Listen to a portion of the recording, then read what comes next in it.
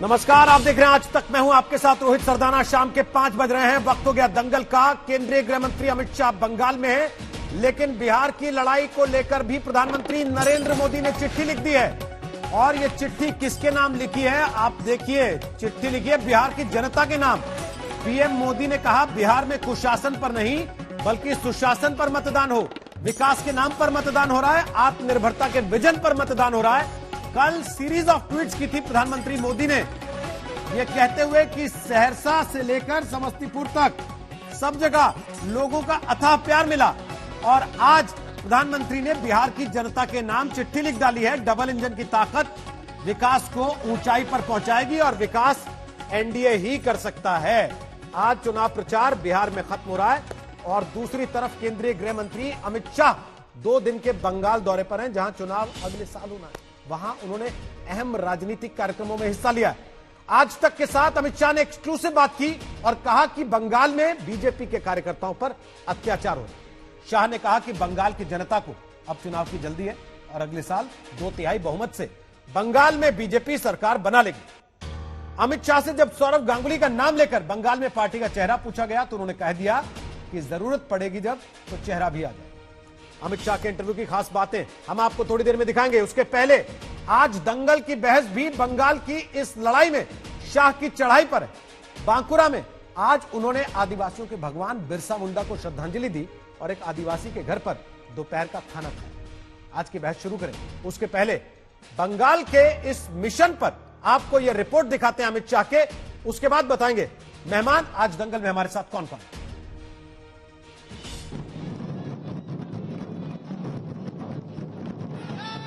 इन तस्वीरों को साधारण मत मानिए। ये 2021 के बंगाल विधानसभा चुनाव की मुहिम की अग्रिम तस्वीरें हैं। 2 दिनों के बंगाल दौरे पर आए केंद्रीय गृह मंत्री अमित शाह ने आदिवासी बहुल बांकुरा में भगवान बिरसा मुंडा को याद कर एक तरह से महीनों पहले ही बीजेपी के मिशन बंगाल का बिगुल फूंक दिया है। ममता सरकार के प्रति भयंकर जनाक्रोश दिखाई पड़ता है और दूसरी ओर श्री नरेंद्र मोदी के प्रति एक आशा और श्रद्धा दिखाई पड़ती है। जिस प्रकार का दमन का चक्र विशेषकर भारतीय जनता पार्टी के कार्यकर्ताओं के ऊपर ममता सरकार ने चलाया है, मैं निश्चित रूप से देख रहा हूं कि ममता सरकार का मृत्युगंड बच चुका है। आने वाले दिनों में यहाँ भारतीय जनता पार्टी की 2/3 बहुमत की सरकार बनने जा रही है। बांकुरा में बिरसा मुंडा को श्रद्धांजलि देने के बाद अपने अन्य राजनीतिक कार्यक्रमों के बीच अमित शाह ने वहां एक आदिवासी परिवार के घर पर बना दोपहर का भोजन खाया। बंगाल के नक्सल प्रभावित इस पिछड़े इलाके में आदिवासी वोटर बड़ी अहमियत रखते हैं और ऐसी तस्वीरें बीजेपी की आक्रामक तैयारी की तस्वीर पेश करती हैं। ना किसानों को 6,000 रुपया मिलना चाहिए हर साल, वो मिल रहा है। ना हर गरीब परिवार को 5 लाख रुपए का स्वास्थ्य का सुविधा मिलना चाहिए, वो भी नहीं मिल रहा है। भारत सरकार की 80 से ज्यादा योजनाएं जो गरीब, दलित, आदिवासी और पिछड़े लोगों के लिए हैं, उसको ममता सरकार रोक कर बैठी है। बंगाल में बीजेपी की चढ़ाई ममता बनर्जी की मुसीबत बढ़ा रही है। राज्य सचिवालय में वैसे तो मौका अफसरों से मुलाकात का था, लेकिन ममता का गुस्सा सीधे मोदी सरकार पर फूटा। साथ ही बीजेपी पर कोविड के नियमों की आड़ में राजनीति की खींच उतारी। এখন যেহেতু একসাথে এত মিছিল মিটিং, হঠাৎ মিছিল মিটিং করার প্রবণতা এত বেড়ে গেছে, ইলেকশন তো অনেক দেরি, ফলে এতে পজিটিভ রেটটা বাড়ে। দিল্লি টিল্লিতে আপনারা দেখেছেন এমনিতেই বাড়ছে, মিছিল মিটিং হচ্ছে না তাতেও। ये आर पार की टक्कर इसलिए है क्योंकि 5 साल पहले तक जो बीजेपी ममता से कोसों दूर थी, उसने 2019 के लोकसभा चुनाव में 42 में से 18 सीटें जीतकर ममता को सीधी चुनौती दी थी।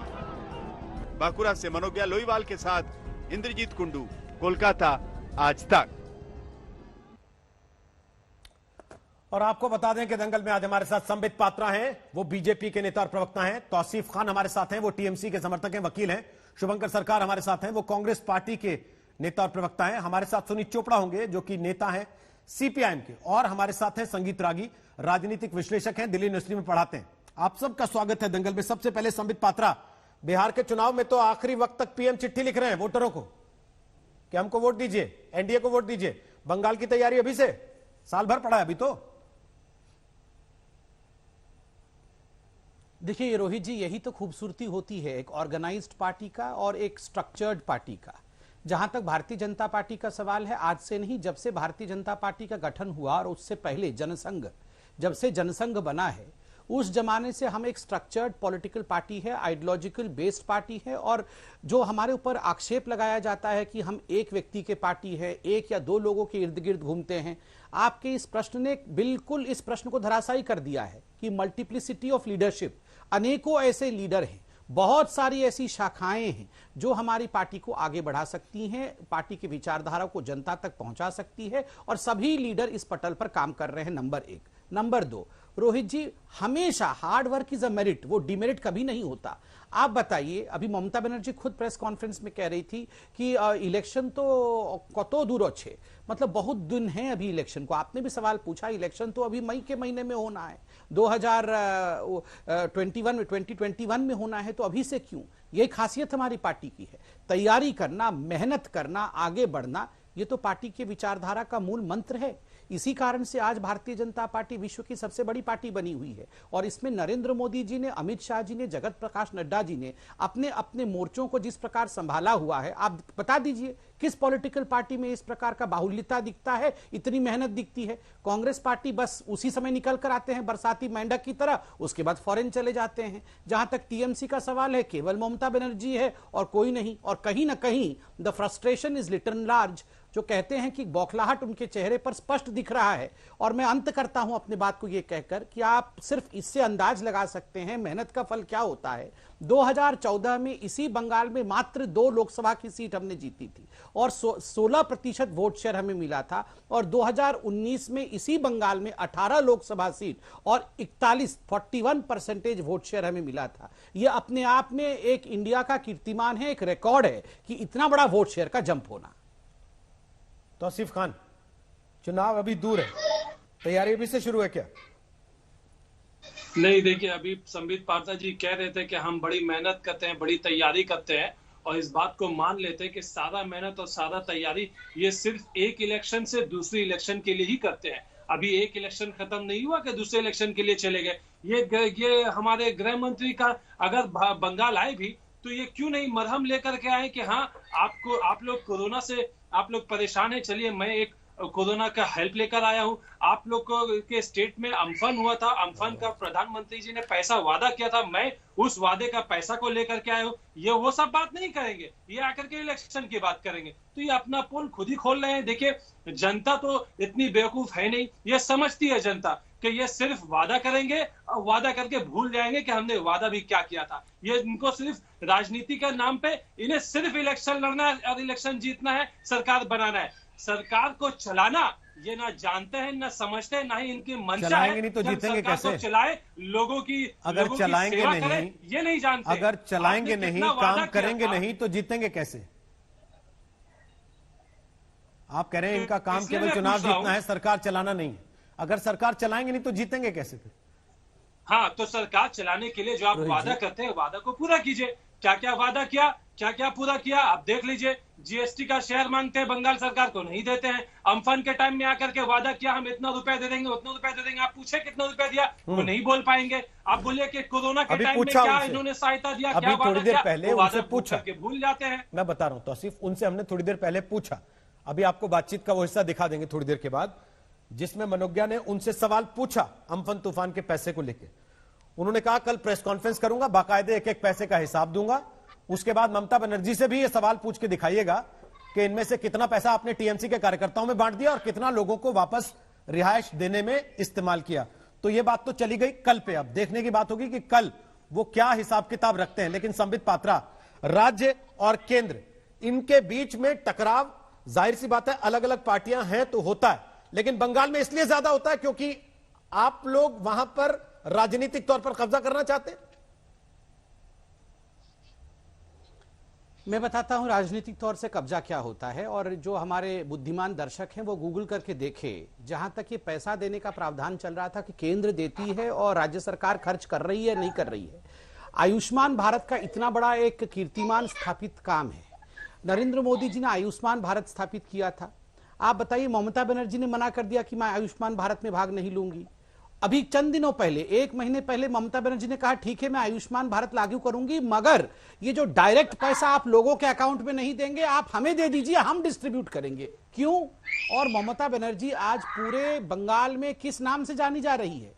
और मैं पूरे दर्शकों से कहूंगा आप आज ट्वीट करिए, आदरणीय अमित जी वहां पर हैं और ममता जी को कल जवाब भी देंगे वो पीसी करके। आप ट्वीट करिए कट मनी दीदी, कट मनी दीदी। এটা মিথ্যা নাই তো, এটা সত্যি সত্যি কথা। कट मनी दीदी मतलब खुद ही वो बोल रही थी कि मैं तो कट मनी वापस कर दो, अभी कट मनी मत लो, कट मनी बाद में लेना। ये तो बच्चा जानता है। ये जो बोल रहे थे मरहम लेके अरे मरहम पहले से ही पहुंचाया हुआ है। मरहम भी अपने ऊपर लगा ले रही है, मरहम भी अपने कार्यकर्ताओं को बांट दे रही है। जिनके लिए मरहम भेजा था वहां तो मरहम भेजो। और जहां तक अमित शाह जी का विषय है, अभी अमित शाह जी ने कहा है आज तक के ऊपर कि कल एक एक पैसे का हिसाब दूंगा और ममता बनर्जी से पूछूंगा कि उस हिसाब में उन्होंने कितना खर्चा किया है। कट मनी के विषय में आप बताइए तौसीफ जी, ये सच्ची बात है या झूठी बात है? तौसीफ जी से पूछते हैं, पहले शुभंकर जी को और संगीत जी को चर्चा में ले आए। शुभंकर जी, कांग्रेस कहां है इस पूरी लड़ाई में? कांग्रेस पूरा लड़ाई में है। जो अमित शाह जी बंगाल में आके जो देश नहीं चला सकता है, दिल्ली कितना आदमी कोरोना में मर रहा है, आज उसका हिसाब सेंट्रल गवर्नमेंट नहीं दे सकता है। होम मिनिस्टर चलाया है, किसी दलित का घर में खाना पीना कर रहा है। रोहित वेमुला जब मर गया था कहां था ये अमित शाह जी? आज जो मैं पूछना चाहता हूं, ये देश को बर्बाद कर दिया। अभी बंगाल का विरोध में बीजेपी है और बंगाली का विरोध में भी बीजेपी है। इसका नेता लोग को देख लीजिए, ये जो काम कर रहा है, हर रोज हिंसा को बढ़ा के ये लोग मीडिया का अंदर से ये सारा बंगाल को दखल करना चाहता है। मैं पूछना चाहता हूं, ममता बनर्जी का जो सरकार है उसको सरकार को जाना चाहिए, बट कैसे एक हाथरस जो हिंसा होता है, वो हाथरस का नेता आ गया बंगाल में आके, वो लोग बोल रहा है हमको वोट दीजिए, मैं बंगाल में आपको अच्छा सोनार बंगला देंगे। कैसे देंगे भाई? यूपी में क्या हो रहा है, आपका बिहार में क्या हो रहा था? अभी दिल्ली में चिल्ला के अमित शाह जी बोला था जो दिल्ली दखल कर लेगा, क्या हुआ? उसका परिणाम आपको देखा है, दंगा कैसे हुआ। अभी बंगाल में भी इनका बीजेपी नेता लोग बोल रहा है जो हम लोग क्षमता में जब आएगा एक एक को देख लेंगे। क्या देखेंगे? बंगाल का जनता वो जानता है किसको वोट देना है। वो ममता को भी वोट नहीं देगा, वो भाजपा को भी लेके नहीं आएंगे। किसको देगा? आज आप लोग तो ना 3 में ना 13 में थर्ड ऑल्टरनेटिव, सर अगर वो ममता बनर्जी को भी नहीं देगा, राहुल गांधी को भी नहीं देगा, थर्ड ऑल्टरनेटिव कांग्रेस का लीडरशिप में होगा। आज मैं बताना चाहता हूं आपको, ये भाजपा जो है देश को बर्बाद कर दिया। आज देश का बेकार क्या बोलता है, बंगाल का माइग्रेट लेवल वो लोग नहीं तो जैसे शुभंकर बाबू, कौन था? शुभंकर जी, जैसे बिहार में आप लोग तेजस्वी यादव के पीछे खड़े हैं, गठबंधन में नंबर 3 के पार्टनर हैं, नंबर 4 के पार्टनर हैं, वैसे ही बंगाल में लेफ्ट के पीछे नंबर 3 नंबर 4 पे होना चाहेंगे? या ममता बनर्जी तो शायद वो आपको रखेंगे भी नहीं साथ में, क्योंकि आप ही के साथ से छिटक कर उन्होंने अपना संगठन खड़ा किया।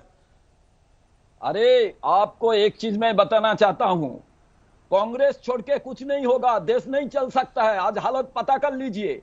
नहीं, ये आपका हो सकता है मीडिया का अंदर में ये आपका आत्मविश्वास है छोड़ के, सर, ये आपका आत्मविश्वास है? ये तो नरेंद्र मोदी सरकार देख रहे हो, अमित शाह सब लोग अभी आत्मविश्वास है या इसको मुगालता कहते हैं? इधर मुगालता है या आत्मविश्वास है? ये मैं इसको क्या समझूं जो आप कह रहे हैं कि कांग्रेस के बिना कोई देश नहीं चला सकता? 2021 में चुनाव में पता चल जाएगा। बंगाल में सब जनता थर्ड अल्टरनेटिव ढूंढ रहा है। अच्छा, नो ममता एकदम बीजेपी को तो बर्बाद कर चुका है, ठीक है, रिजेक्ट कर दिया। ओके, देश जैसा चला रहा है बीजेपी। ठीक है सर, संबित पात्रा जवाब दे रहे हैं, फिर संगीत रागी और तौसीफ खान के पास आ रहा हूं। संबित जवाब दीजिए फटाफट उनकी बात। देखिए, शुभंकर जी के बात का कोई अधिक जवाब देने का विषय है नहीं। ये कह रहे हैं कि जनता किसी को वोट नहीं देगी, हमको कौन होता है भैया? ये कांग्रेस पार्टी है कहां? याद करिए पिछली बार यही कांग्रेस पार्टी के अध्यक्ष बंगाल में बोल रहे थे कि लेफ्ट और कांग्रेस को मिलकर एक दफ्तर खोलना चाहिए। इनकी हालत इस प्रकार हो गई है कि दफ्तर तक एक लेफ्ट और कांग्रेस मिलकर, मतलब हाथ और आड़ी, एक साथ हाथ और आड़ी चुनाव लड़ेगी। आप बताइए, ये हाल तो कांग्रेस पार्टी का है, न 3 में ना है न 13 में है, और ऊपर से कह रहे हैं कि वोट ना मोदी को होगा ना अमित शाह जी को होगा, वोट सिर्फ हमें हो जाएगा। कौन लड़ रहा है आपके बंगाल में? कौन लड़ रहा है बताइए? कहां कांग्रेस पार्टी का कौन लड़ रहा है? कितने सीट आपको मिले थे बंगाल में? कुछ नहीं है। जिस राहुल गांधी जी का जो कॉन्फिडेंस लेवल है वो आप जिस प्रकार उत्तर प्रदेश में था, जिस प्रकार बिहार में है, जिस प्रकार का बंगाल में है, वो 3 में है ना 13 में है। कुछ नहीं होने वाला है। संगीत रागी, मैं एक चीज रोहित जी बोलना चाहता हूं। एक बार जवाब दे दीजिए शुभंकर जी, उसके बाद संगीत जी आप बोलिएगा। बोले शुभंकर, जवाब दे दीजिए।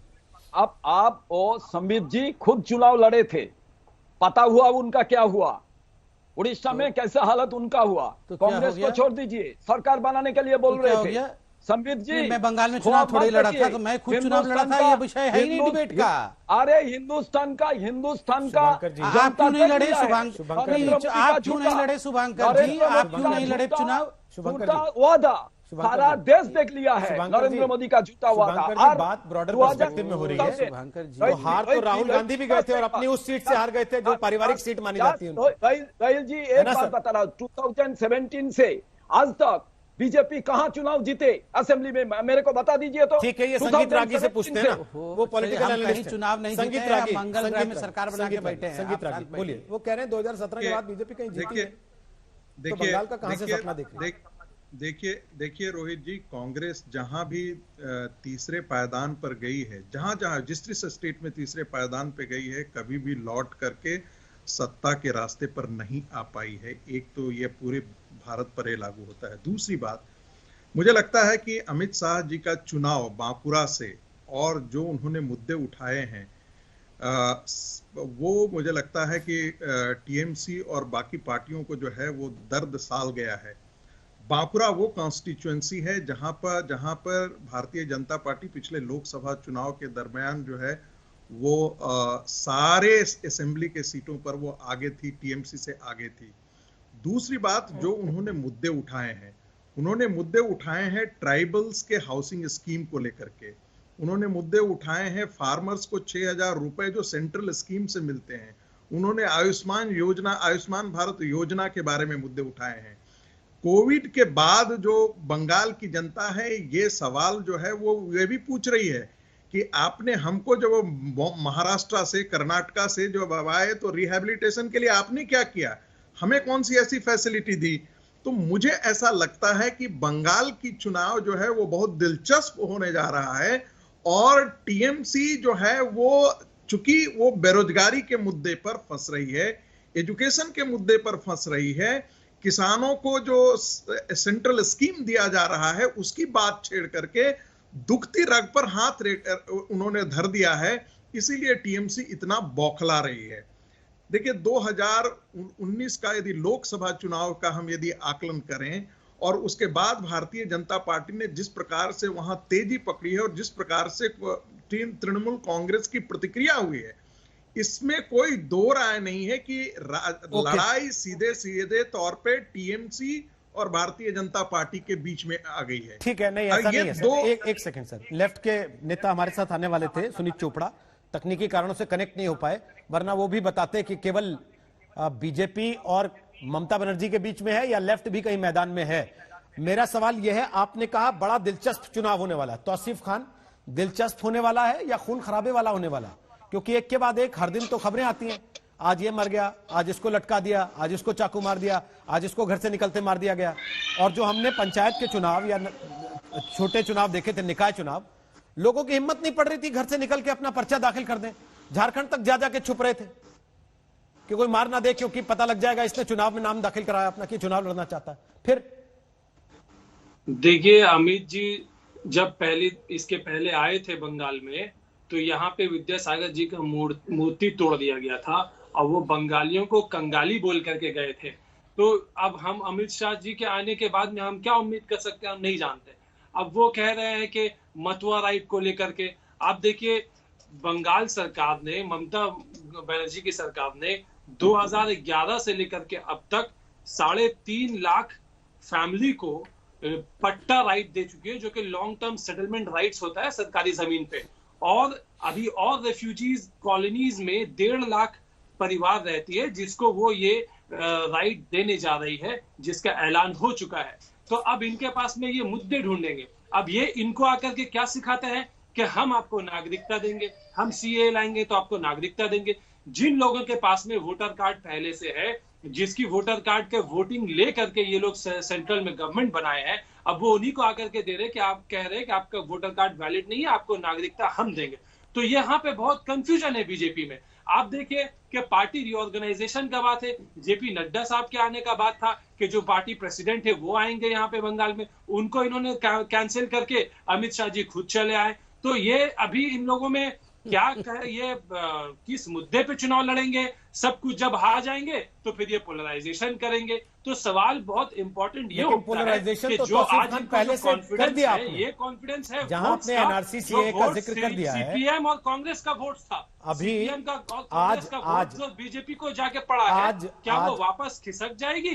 ये सवाल खड़ा होता है। अभी शुभंकर जी से आपका सवाल लेता हूं मैं कि कांग्रेस का सारा वोट चला गया बीजेपी को, क्योंकि जो आंकड़ा है लोकसभा चुनाव का कम से कम 294 सीटों में टीएमसी 164 विधानसभा सीटों पर आगे थी, तो बीजेपी 121 विधानसभा सीटों पर आगे थी, कांग्रेस 9 पर और लेफ्ट पार्टियां 0 सीट पर आगे थी। यह आंकड़ा है लोकसभा चुनाव में असेंबली सेगमेंट के हिसाब किताब का। संबित पात्रा आपकी बात का जवाब देना चाह रहे हैं, लेकिन उसके पहले तौसीफ, अमित शाह ने अभी तक एनआरसी सीए का नाम नहीं लिया बंगाल जाने के बाद, कल रात से वो हैं, लेकिन उनके आते ही आपको एनआरसी का डर क्यों लगने लगता है?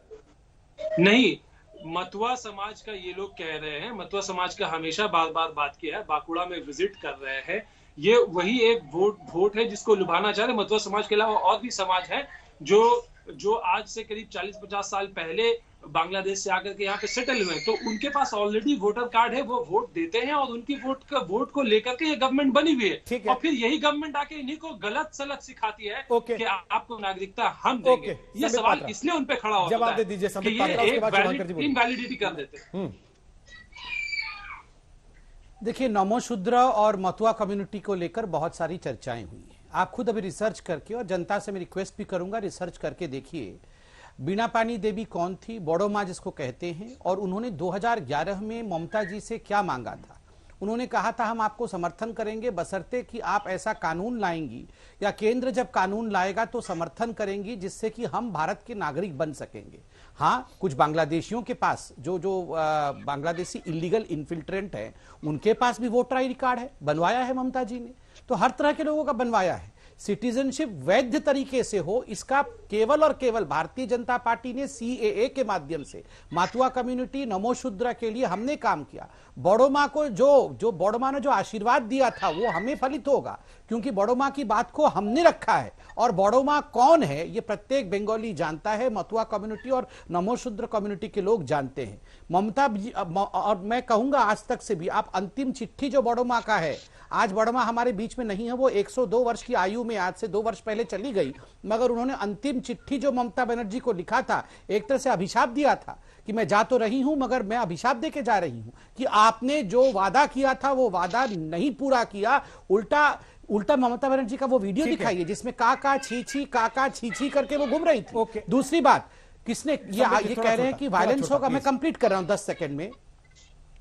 115 कार्यकर्ताओं की हत्या हुई। मनीष शुक्ला हमारा कार्यकर्ता था, त्रिलोचन महतो, दुलाल चंद, आप याद करिए, इन लोगों को मार मार के पेड़ से टांगा गया, इनके पीठ पे लिखा गया कि बीजेपी के लिए काम करोगे तो यही हश्र होगा तुम्हारा। ऊपर से इनको शर्म नहीं आती है, ये हिंसा के बारे में बात करते हैं। ठीक है शुभंकर, सरकार से मुझे कमेंट लेना था, लेकिन एक छोटा सा ब्रेक लेना पड़ेगा। ब्रेक के बाद वापस आते हैं। शुभंकर जी, तब आपसे शुरू करेंगे कि अगर बड़ो माँ का अभिशाप जो था, श्राप जो था, वो टीएमसी के लिए था, तो कांग्रेस की दुर्गति का जिम्मेदार कौन है बंगाल में? एक छोटे से ब्रेक के बाद लौटें। आप देख रहे हैं आज तक, दंगल जारी।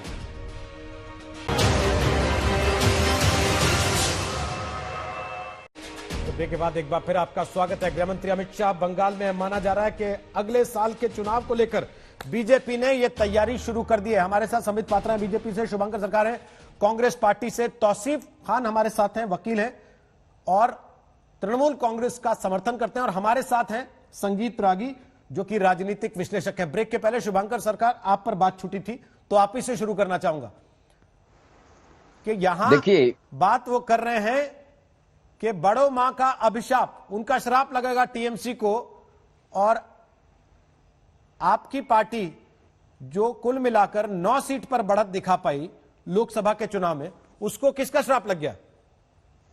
देखिए, ये बीजेपी जो रिप्रेजेंटेटिव इधर है और अमित शाह जी बंगाल में घूम रहा है, उन्होंने 2 सीट था पार्लियामेंट में।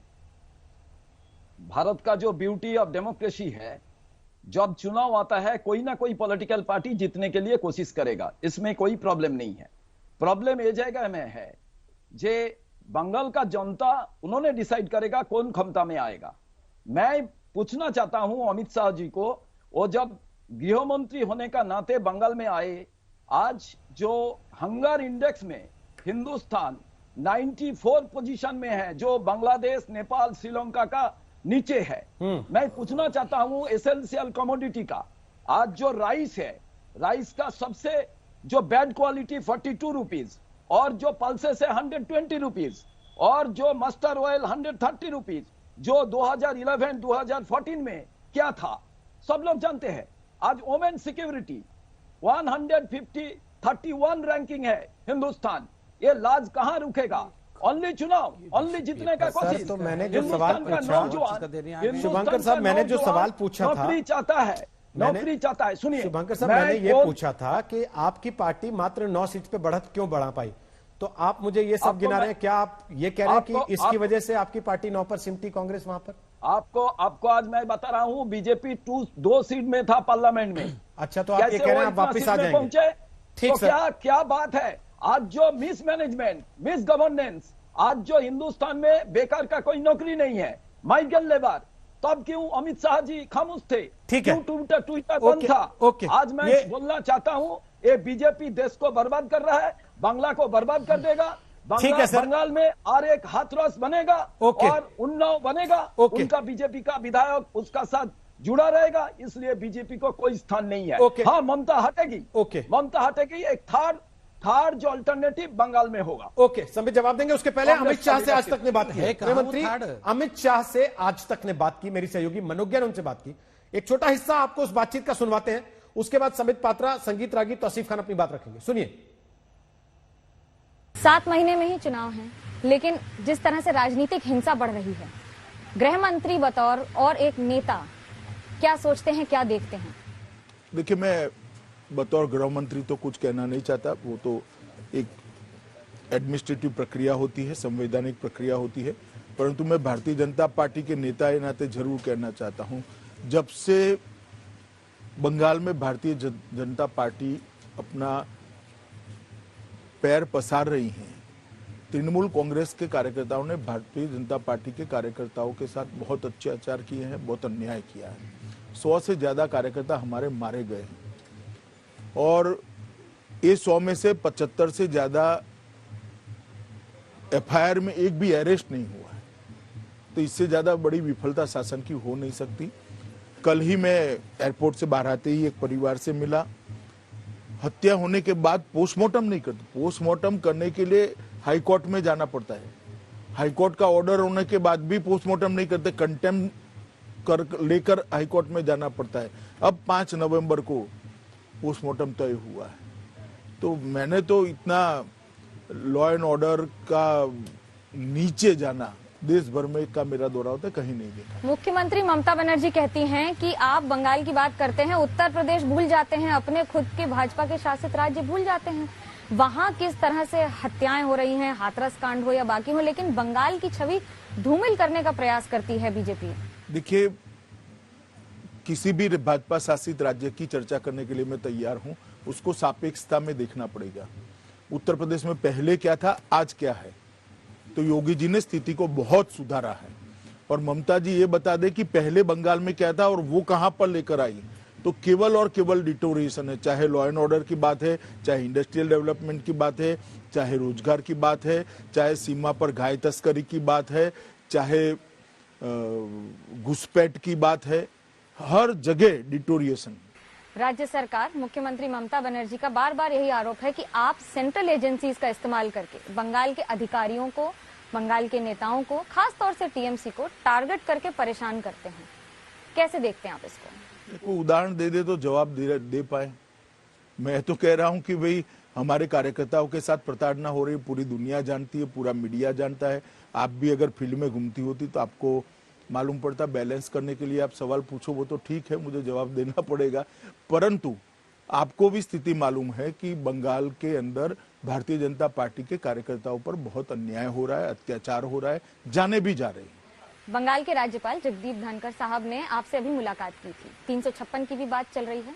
बतौर गृह मंत्री 356 के लिए आपको क्या लगता है कि बंगाल में ऐसे हालात हैं? नहीं, मैं इस पर कोई टिप्पणी करना नहीं चाहता। और बंगाल के राज्यपाल महोदय के साथ मेरी देश के गृह मंत्री नाते मीटिंग थी, मैं इसको सार्वजनिक फोरम में चर्चा करना नहीं चाहता। जब आप बंगाल की बात करते हैं तो जहां एक और टीएमसी से मुख्यमंत्री ममता बनर्जी हैं, बंगाल का चेहरा, भाजपा का चेहरा कौन होगा? दिल्ली की तरह बंगाल भी यही सवाल कर रहा है। जरूरत पड़ेगी तो चेहरा भी आ जाएगा, व्यक्ति भी आ जाएगा और विजय सुनिश्चित है। 2/3 बहुमत के साथ भारतीय जनता पार्टी यहाँ सरकार बनाने जा रही है। ममता दीदी इसको रोक नहीं सकती। सौरव गांगुली से बातचीत हो रही है? नहीं, अभी तो मेरी किसी से बातचीत नहीं हुई। हम बहुत सारे प्रदेश जीते हैं जहाँ पर चेहरा नहीं था, जैसे यूपी 300 सीट जीते, 3/4 बहुमत आया। बंगाल में पक्षपात का आरोप आप पर लग रहा है कि आप अम्फन का पैसा बोलते हैं, भेजते नहीं है। केंद्र सरकार की स्कीम लागू की जाए तो पैसा दिया जाएगा, जीएसटी का पैसा ममता बनर्जी को नहीं भेजते हैं। कल मैं प्रेस कॉन्फ्रेंस में अम्फान का पूरा हिसाब किताब देने वाला हूँ कि किस हेड के नीचे कितना पैसा हमने भेजा है। मेरा ममता जी से चैलेंज है, बाद में वो हिसाब दे दे कि इसमें से कितना तृणमूल कांग्रेस के कार्यकर्ताओं के पास गया, कितना जमीन में उतरा है। वो कह रही हैं कि आप यहाँ रैलियां कर रहे हैं और कोविड फैला रहे हैं, क्योंकि कोविड के पैंडेमिक कानून को ताक पे रख के भाजपा जानबूझकर। आपको मालूम पड़ना चाहिए, इतनी सीनियर पत्रकार को मेरी एक भी रैली नहीं है। पार्टी के लिए नहीं, भाजपा के लिए भी नहीं है। मेरा हॉल का कार्यक्रम है जिसमें 242 कार्यकर्ता अपेक्षित थे। 2 सीट छोड़कर एक कार्यकर्ता बैठा है। पूरे कोविड के नियमों का पालन किया गया है। रोड पर जो भीड़ स्वतः आ जाती है, स्वयंभू आती है, इसको मैं नहीं रोक सकता, ममता दी भी नहीं रोक सकती।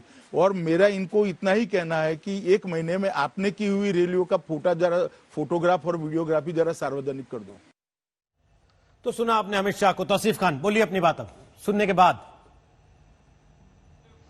अमित शाह जी ने बोला कि योगी आदित्यनाथ जी ने उत्तर प्रदेश को सुधार दिया है और उसके बाद वो पहुंच गए बंगाल पे। हालांकि उन्होंने वादा किया कि हाँ वो बात करेंगे उत्तर प्रदेश का। तो मैं उनको याद दिला दूं कि यूपी में उन्नाव रेप केस वो उत्तर प्रदेश में ही हुआ, इन्हीं के काल में हुआ। हाथरस का जो कांड हुआ है वो भी योगी आदित्यनाथ जी के कार्यकाल में ही हो रहा है। तो ये जो सफेद झूठ कह देना ये गलत बात है। बतौर एक सीनियर नेता उनको माननी चाहिए अपनी गलती। जब तक गलती मानेंगे नहीं उसमें सुधार कैसे करेंगे? ठीक है, आखिर जनता देख रही है, आप जनता के पास जा रहे वोट लेने के लिए, कम से कम इतना तो लिहाज रखिए। संबित जवाब दे रहे हैं। संगीत रागी आ रहा हूं आपके पास, थक जाएंगे, थोड़ा रुकिए बस। संबित जवाब दे रहे हैं, फिर आ रहा हूं।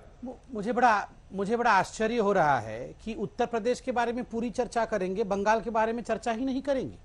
याद करिए रोहित जी, आप आंकड़े निकाल के दिखाइए। 2018 के पंचायत के चुनाव में कुल मिला के 51 मर्डर्स हुए थे और एक दिन में 13 मर्डर एक दिन में हुआ था। और वो दृश्य दिखाइए जिसमें भगा भगा के इनके एमएलए बैलॉट पेपर, क्योंकि जो पंचायत के चुनाव होते हैं वो बैलॉट पेपर के माध्यम से होते हैं, कैसे लोगों को पीटा जा रहा था, एमएलए पीट रहे थे, बैलॉट बॉक्स जला रहे थे। और यह भी दिखाइए कि ऑपोजिशन के लोगों को, बीजेपी को भी और कांग्रेस को भी, ये जो कांग्रेस यहां इतना चिल्ला रही है, इनके भी कैंडिडेटों को नॉमिनेशन तक फाइल करने नहीं दिया जा रहा था। अधिकांश सीट बिना कॉन्टेस्ट के चला गया। ये ठेकेदार बन रहे हैं डेमोक्रेसी की, जो हेलीकॉप्टर तक उतरने नहीं देते कि अमित शाह जी का हेलीकॉप्टर नहीं उतरेगा, योगी आदित्यनाथ जी यहां आ नहीं सकते हैं, मोहन भागवत जी यहां पर किसी प्रकार की सभा नहीं कर सकते हैं, वो झंडा फहरा नहीं सकते हैं। और आप लोग कौन सी डेमोक्रेसी की बात कर रहे हैं? देखिए, आप लोग सब फ्रस्ट्रेटेड हैं और केवल जो एक काम कर सकते हैं वो तुष्टीकरण कर सकते हैं। इसीलिए परसों फ्रांस के राष्ट्रपति के खिलाफ जिस प्रकार का रैली आप लोगों ने निकाला, जिसमें आतंकवाद का आप समर्थन कर रहे थे, गला काटने का आप समर्थन कर रहे थे, अब लोग एकजुट होकर इसके खिलाफ जवाब दें। संगीत रागी, बोलिए अपनी बात। मुझे लगता है कि बंगाल का जो चुनाव होगा वो ममता जी ने जो पश्चिम बंगाल का इस्लामाइजेशन किया है पिछले वर्षों में अपने राज्य सत्ता के दरमियान, जिस प्रकार से बांग्लादेशी मुसलमानों को बसा करके उनको पट्टे पर जमीन दिया गया है, जैसे उनकी कॉलोनी खड़ी की गई है, और जिस प्रकार से मालदा, मुर्शिदाबाद इत्यादि जो दंगे हुए हैं, उन दंगों में जिस प्रकार से रेडिकल इस्लाम को उन्होंने प्रश्रय दिया है, ये मुद्दा बंगाल के चुनाव में बिल्कुल आएगा। इसका रिफ्लेक्शन जो है वो लोकसभा चुनाव में देखा गया था। बांग्लादेश से 116 से 116 भारतीय जनता पार्टी के कार्यकर्ता मारे गए हैं। जिस जिस जगह चुनाव कांग्रेस हार गई है उसके ब्यूरोक्रेट्स को उन्होंने सजा दी है, उसका ट्रांसफर किया है, कई लोगों को उसमें सस्पेंड भी किया है। इसलिए ये जो प्रतिक्रिया है वो बंगाल के हिंदू समाज में अवश्य है। मुझे लगता है कि बंगाल के चुनाव में यह रिफ्लेक्ट आने वाले दिनों में करेगा। यदि बंगाल को, क्योंकि बंगाल की जनता जरूर चाहती है कि विद्यासागर और विवेकानंद की धरती को जो रेडिकल इस्लाम है, जो फ्रांस के पक्ष में नारे लगा रहे हैं, उनसे कम मुक्त कराया जाए। नहीं तो पश्चिम बंगाल की जो हालत होगी आने वाले दिनों में, वो एक नए कश्मीर की तरफ बढ़ रहा है, इसे कोई नहीं बचा पाएगा। आसिफ खान, कल एक प्रदर्शन हुआ कोलकाता में फ्रेंच प्रेसिडेंट को लेकर। पुलिस ने इजाजत नहीं दी थी, परमिशन नहीं थी उस प्रदर्शन की, उसके बावजूद 250-300 लोग वहां थे। क्या कार्रवाई हुई इस पर?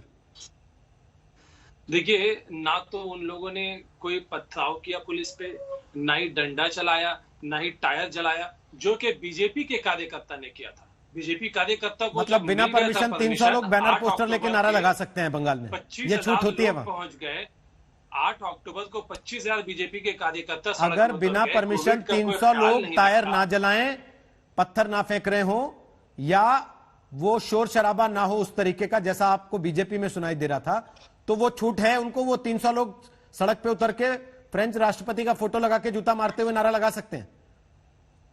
जब ये जो प्रदर्शन का आप बात कर रहे हैं, इसमें जरूर आप देखेंगे कि पुलिस साथ में थी।